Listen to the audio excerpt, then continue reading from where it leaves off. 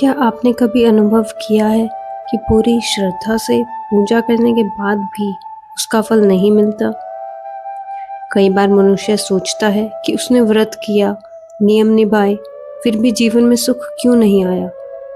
आज की यह शुक्र प्रदोष व्रत कथा हमें यही सिखाती है कि केवल व्रत करना ही नहीं, बल्कि सही समय और सही विधि भी उतनी ही आवश्यक होती है। प्राचीन समय की बात है। एक नगर में 3 घनिष्ठ मित्र रहते थे। उनमें से एक राजकुमार था, दूसरा ब्राह्मण का पुत्र और तीसरा एक सेठ का पुत्र था। तीनों मित्र विवाहित थे और आपस में बहुत प्रेम से रहते थे। राजकुमार और ब्राह्मण पुत्र के यहाँ संतान उत्पन्न हो चुकी थी, किंतु सेठ का पुत्र अब तक संतान सुख से वंचित था। यह बात उसे भीतर ही भीतर व्यथित करती रहती थी और वह अक्सर इस चिंता में डूबा रहता था। सेठ पुत्र की पत्नी स्वभाव से अत्यंत धार्मिक और श्रद्धालु थी। वह भगवान शिव में पूर्ण विश्वास रखती थी। एक दिन उसने अपने पति से कहा कि यदि श्रद्धा और नियम से शुक्र प्रदोष व्रत किया जाए तो भगवान शिव की कृपा से संतान सुख की प्राप्ति हो सकती है। पत्नी की यह बात सुनकर सेठ पुत्र ने साफ मना कर दिया। वह व्रत, पूजा और धार्मिक नियमों में विश्वास नहीं करता था और उसने पत्नी की बात को व्यर्थ समझकर टाल दिया।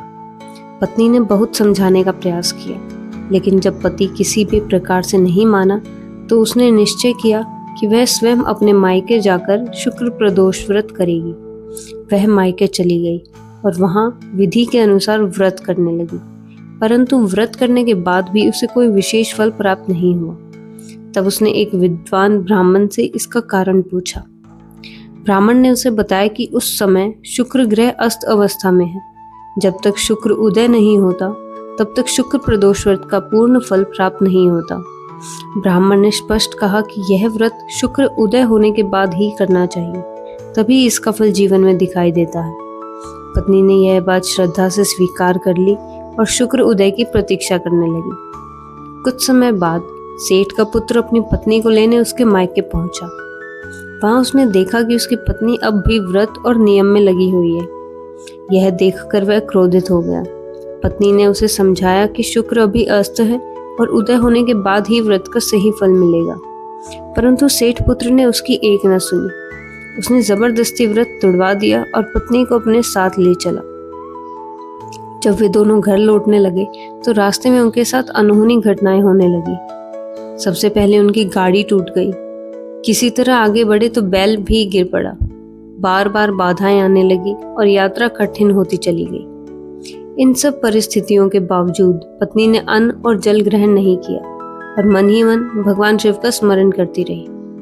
लगातार संकट आने पर सेठ पुत्र को अपनी भूल का आभास होने लगा। उसे समझ आया कि यह सब उसकी पत्नी का व्रत तुड़वाने और धर्म का अपमान करने का परिणाम है। उसके मन में पश्चाताप उत्पन्न हुआ और उसका अहंकार टूट गया।